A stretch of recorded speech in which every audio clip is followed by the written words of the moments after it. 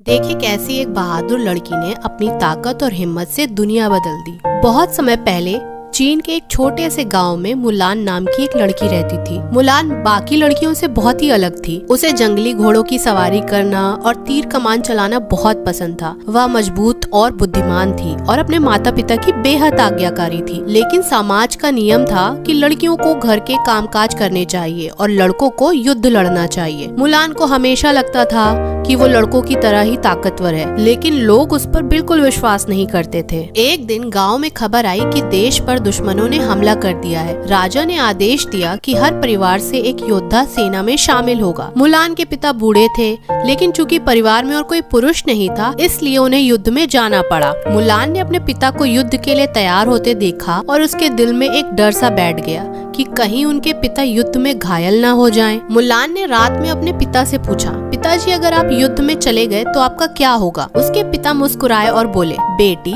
देश की रक्षा करना सबसे बड़ा कर्तव्य है। लेकिन मुलान का दिल नहीं माना।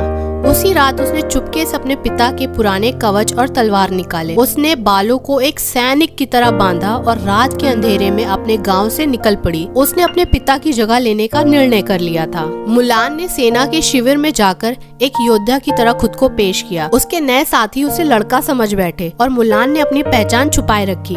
ट्रेनिंग के दौरान उसे बहुत कठिनाइयों का सामना करना पड़ा। वह कमजोर महसूस करती, लेकिन हर बार अपने पिताजी को याद करती और अपनी ताकत को बढ़ाती।